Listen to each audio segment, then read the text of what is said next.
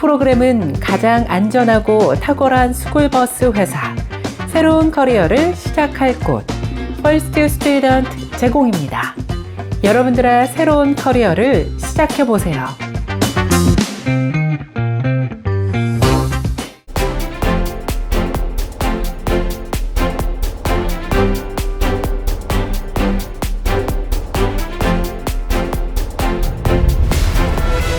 (2월 24일) 월요일 7데이즈 헤드라인 뉴스입니다.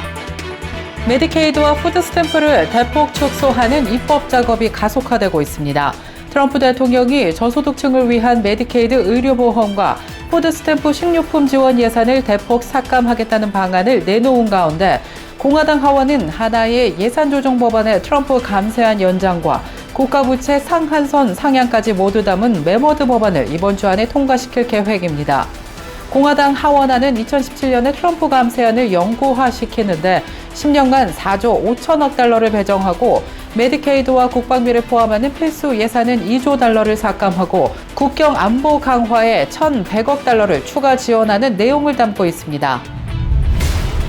안타깝고 비극적인 사건이 인디애나주에서 발생했습니다. 시카고에서 40마일 떨어진 인디애나주 한 주택에서 3명의 어린이를 포함한 5명이 총에 맞아 사망한 채 발견됐고 경찰은 이를 살인과 자살 사건으로 추정했습니다. 경찰은 지난 금요일 오후 시카고에서 40마일 떨어진 레이크 스테이션의 이동식 주택으로 안보 체크를 위해 출동했다가 5명의 시신을 발견했다고 밝혔습니다. 레이크 카운티 검시관 사무소는 피해자를 27세의 브리아나 페인과 그녀의 3딸, 7살의 오로라, 6살의 아바, 4살의 알레이나로 확인했습니다. 경찰은 이들이 총상으로 사망한 것으로 보이며 이들의 사망은 살인으로 추정하고 있습니다. 아이들의 아버지인 31세의 로버트 페인도 살해 후 자살로 사망한 것으로 추정된다고 경찰은 덧붙였습니다. 한편 시카고 업타운의 한 음식점에서 손님이 밥을 먹다가 갑자기 강도가 나타나 총을 겨누고 금품을 훔쳐 달아난 사건도 발생했습니다. 시카고 경찰은 업타운 동네의 한 식당에서 발생한 무장강도 사건을 수사하고 있다고 밝혔습니다. 경찰은 30세 피해 남성이 몬트로즈와 클라크 근처의 한 식당에서 자정 직후 테이블에 앉아 식사를 하고 있었고 총을 든 한 괴한이 갑자기 다가와 총을 내밀며 자신의 소지품들을 요구했다고 합니다. 피해자는 소지품들을 모두 주었고 이후 강도는 계산대로 가서 돈을 훔치려 했지만 점원이 도망쳤고 계산대가 열리지 않자 그대로 도주했다고 합니다. 경찰은 현재 도주한 강도범을 수색 중이라고 밝혔습니다. 독감 환자가 증가하고 있고 사망자 역시 증가하고 있는 것으로 조사됐습니다. 연방보건당국은 독감에 걸린 사람 대부분인 700여 명은 64살 이상이라고 밝혔습니다. 하지만 독감으로 사망한 어린이의 숫자는 우려를 크게 높이고 있다면서 2월 15일 기준 이전 한 주 동안 어린이 4명이 추가로 독감에 의해 숨졌다고 전했습니다. 이로써 독감 어린이 사망자 수가 3분의 1 이상이 증가했고 이번 시즌 독감으로 사망한 어린이는 15명으로 조사됐습니다. 이런 가운데 질병통제예방센터 CDC는 현재 호흡기 세포융합 바이러스 감염도 증가하고 있다고 우려를 나타냈습니다.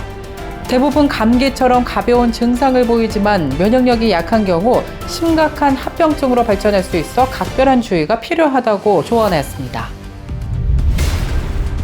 영국의 타임스 고등교육이 2025년 세계 대학 평판 순위를 발표했습니다.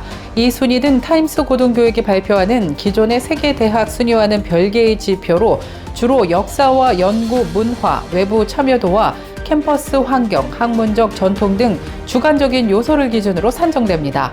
1위는 14년 연속 1위 하버드가 선정됐습니다. 이어 매사추세츠 공과대학이 2위, 옥스퍼드 대학교가 공동 2위를 기록했습니다. 이어서 스탠포드 대학교와 캠브리지 대학이 공동 4위, UC 버클리가 6위, 프린스턴 대학교가 7위, 칭화 대학교가 8위, 예일 대학교 9위, 동경대학이 10위를 차지했습니다.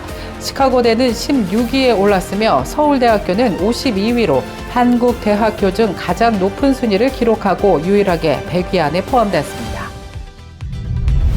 캐나다 토론토 공항 착륙 과정에서 여객기가 전복되는 사고를 낸 델타 항공을 상대로 탑승객들이 소송을 제기하고 나섰습니다. 당시 1등석에 타고 있었던 마르티니스 로렌스는 3일 뒤인 20일 조지아 연방법원에 델타 항공을 상대로 소장을 제출했습니다. 워싱턴 포스트에 따르면 사고기 탑승객 76명 중 소송을 제기한 건 로렌스가 첫 사례였지만 이튿날 또 다른 승객도 별도로 소송을 제기하는 등 줄 소송이 이어지고 있다고 전했습니다. 한편 델타 항공은 피해 승객들에게 3만 달러의 배상금을 제시한 바 있습니다. 그런가 하면 지난 22일에는 LA에서 이륙한 델타 항공 여객기에서 연기가 발생하면서 공항으로 귀환해 비상 착륙하는 사건이 발생했습니다. 에어버스 기종인 이 여객기는 지난 22일 9시 직후 LA 공항에서 이륙해 호주 시드니를 향해 비행하다가 약 30분 만에 LA 공항으로 되돌아왔습니다. 다행히 여객기는 공항에 무사 착륙했고 탑승객 전원 모두 다른 항공편으로 배치됐다고 델타 항공 측은 성명을 통해 밝혔습니다. 테슬라가 미국에서 판매한 모델 3와 모델 Y 차량 일부를 리콜한다고 밝혔습니다. 도로교통안전국에 따르면 테슬라는 조향 보조 기능인 파워 스티어링 문제로 소프트웨어를 업데이트하는 리콜에 들어갔습니다. 리콜 보고서에 따르면 전자식 파워 어시스트 스티어링이 장착된 차량에서 회로 기판에 과부하가 걸리는 문제로 인해 차량이 정차 후 다시 가속할 때 EPAS가 동력을 상실할 수 있고 이는 특히 저속 운행 시 사고 위험을 높일 수 있습니다. 테슬라는 지난달 중순 해당 문제로 영향을 받은 모든 시장에서 차량을 자발적으로 리콜하기로 결정했습니다. 이상 2월 24일 월요일 오늘의 주요 뉴스 전해드렸습니다.